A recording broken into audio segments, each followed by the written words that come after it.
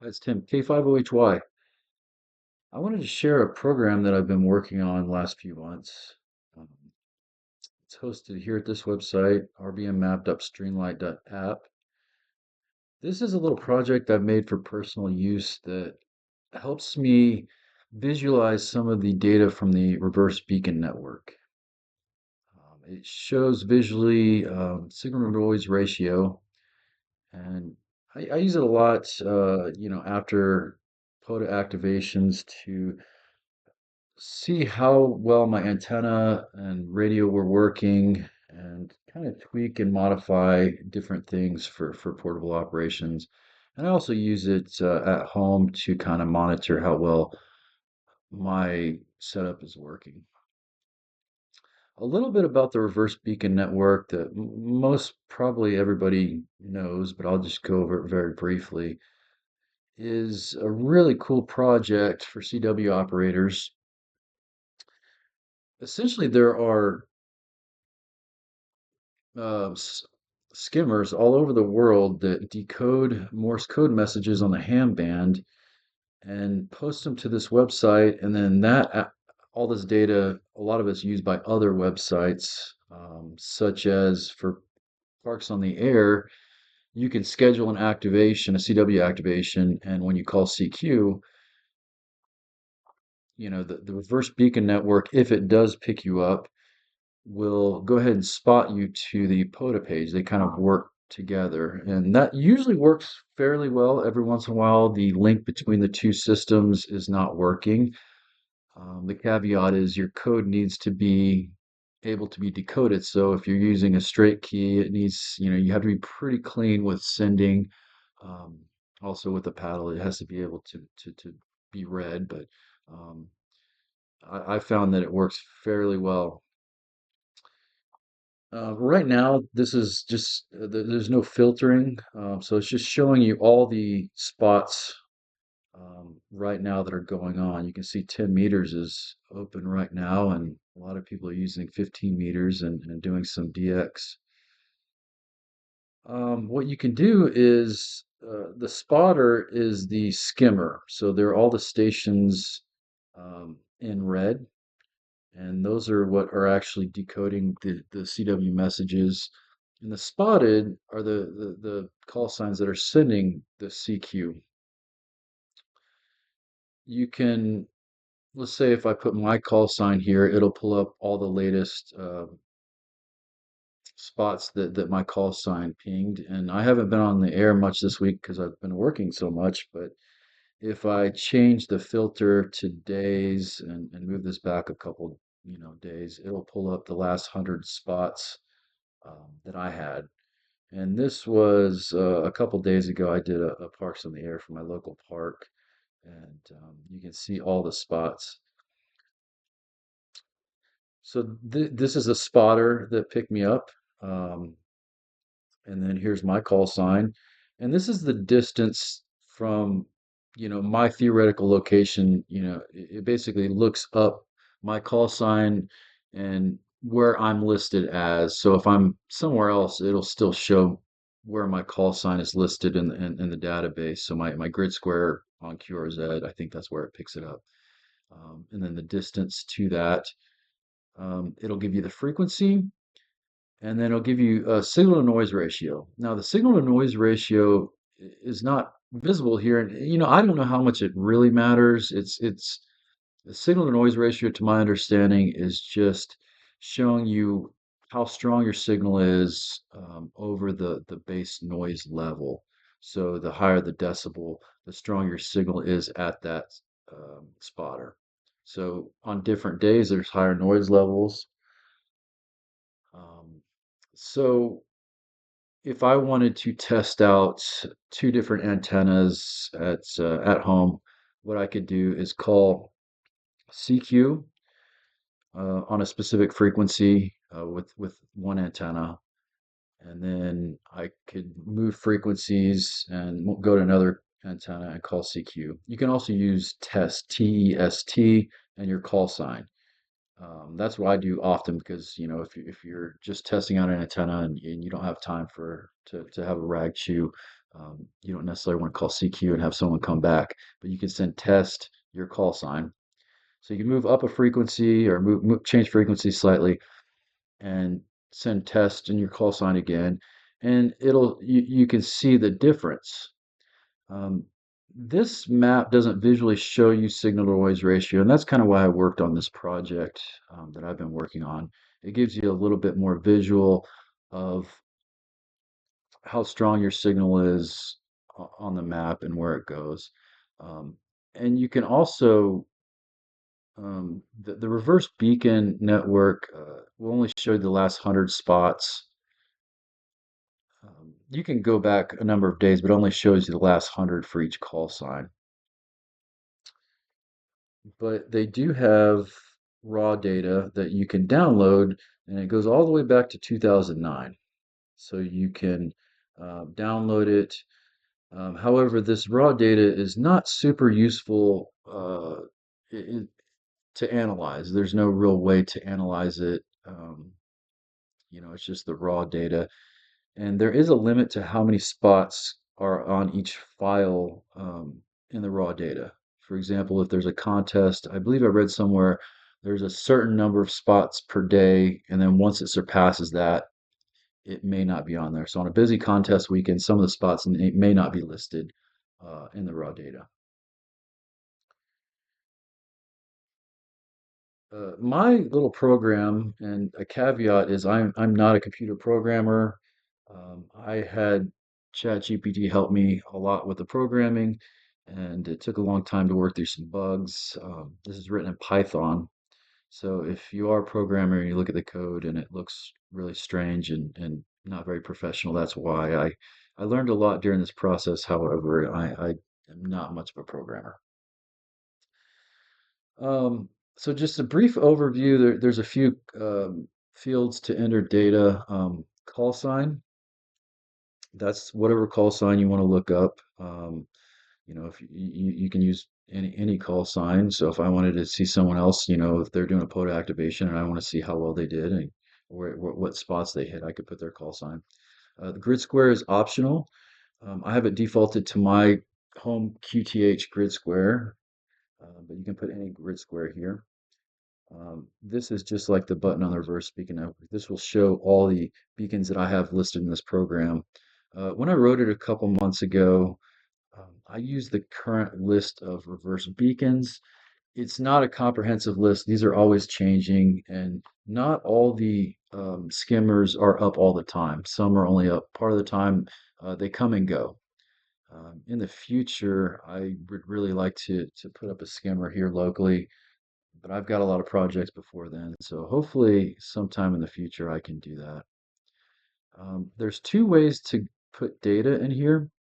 One is to just copy and paste from the reverse beacon network and paste it into this right here, and it'll give you a map. The other is you can download the raw data by date. If either of these fields are left blank, what it does is it downloads the previous day's data. Um, Once midnight hits at UTC time, the raw data is available to download on the reverse beacon network, and that's the data it will use. If I put my call sign in here, I didn't do anything yesterday, really. I didn't activate yesterday, so it won't really have any data. But say if I put Jim WB0RLJ, I know that he has data because he does POTA almost every day. I think every day. Um, and I leave everything else blank. I can generate map, and it will pull up all the spots that he had yesterday.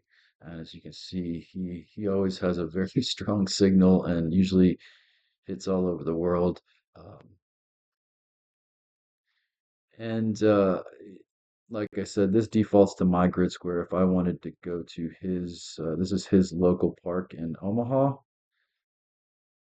What's interesting is I actually was up there a few months ago and got to meet Jim and went on a quick activation. He kind of showed me his setup, and I was actually able to activate this park on my last visit, and it's a really nice park. He's got a spot that's the highest part of the park. It's kind of on a hill, and I don't know if the propagation was good that day.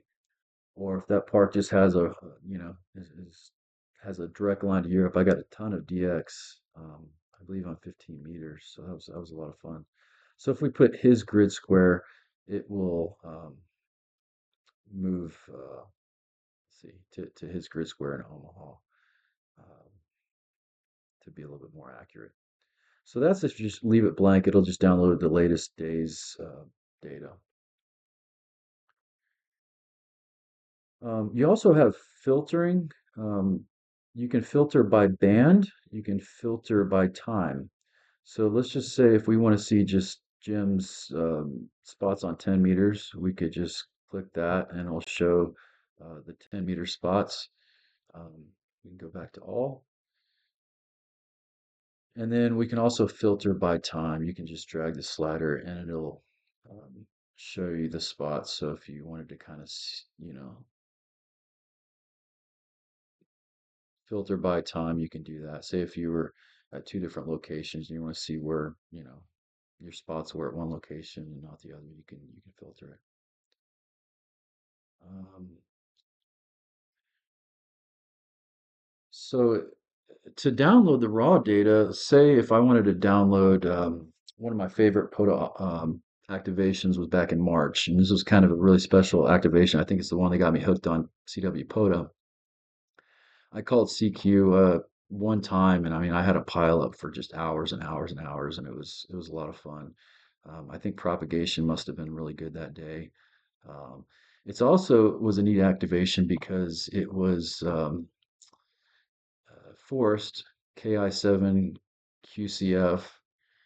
It was his first CW contact, and since then we've become pretty good friends. And he actually texted me yesterday and said, "Hey, man, it was 6 months ago to today that we had our first QSO, and we've had a ton since then. So that's kind of neat."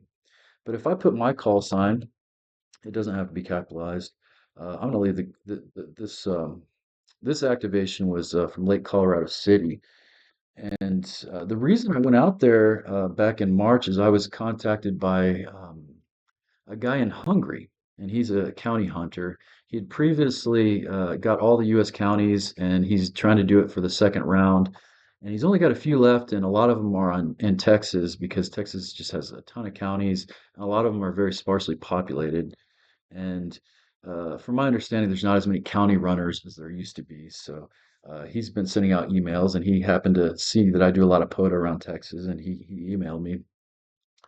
So I took my little camper out there and activated for about 24 hours. I was at the park, and I slept for about 5 or 6 hours, but for the rest of it, I activated, and it was just a really neat activation. I got the first UTC day from about noon to midnight UTC. I think it was like 270 contacts, and the next day I got I think 250 that morning and left around noon and went back home.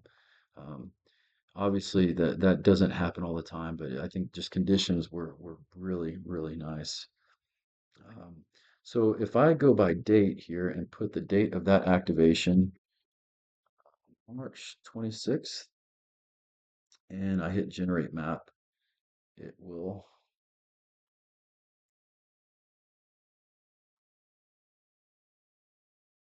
So these are all the spots that I had on that UTC day. This was probably one of the first times I used the POTA Performer antenna. I think his call sign is KJ6ER. He's got a PDF detailing this antenna setup, and I've used it a ton, and it works really well. If you haven't done that, I encourage you to look that antenna up and try it. It's a quarter wave vertical with two elevated radials. During this activation, I think I wasn't using a choke at the feed point, which you're supposed to do. So um, the the 17-foot whip that I was using, I had to shorten it quite a bit because I was using a metal tripod that kind of acted as part of the counterpoise, and the shielding the coax also added to that. So I've since refined that and added a choke, and it works very well. Um, so you can also download this map, and I think I've got it on this tab right here. This is the same map. that you can download and just look at locally. You can't adjust any filtering once you download it, but it will show all the spots. And so as you can see here, this gives you more visual representation of your signal to noise ratio than the RBN website. And also you can kind of specify days. So if you wanted to look at like this on the RBN, it would be very difficult to do because it's been, 6 months ago. Um, if you click on the spots, as you can see, there's multiple spots at this one skimmer. And so you can click on this one, and each one should show you a different decibel level. Um, so that's kind of an overview of my little project that I've been working on. I'll put a link in the description of this video. You can, oh, one more feature. Let me show you how to paste the data if you wanted to. So say if you were testing two antennas and you wanted a map of each one, you could see, hey, where's my signal going? If it's a directional antenna, you can kind of see it's stronger in one area or the other. And you could actually, download two maps of the two different antennas to show. So all you have to do is you can just copy um, all this information here. And it doesn't matter if you copy some extra stuff or it's incomplete. It should kind of filter out all the unnecessary information and just show you the spots. So if I just copy this and paste it, this will show you, and I believe this is my most recent activation that I did a couple days ago. I was using a little doublet that I made, hopefully that I'm going to start using for some that's on the air. It's just a small doublet made out of ribbon wire. It's called the NorCal doublet that I found online. And it's a pretty neat little antenna that I use a lot with my Elecraft KX2. You can tune it from 40 meters to 10 meters, and it seems to work fairly well. So that's how you paste the data, and I think that's about it. Feel free to use this website if you want. You can go to GitHub and look at the source code. You feel free to change it, modify it, make your own version if you want. If you have any questions about this, just you can look me up on QRZ and send me an email. Anyway, 73. I hope to see y'all on the air at some point during my future activations.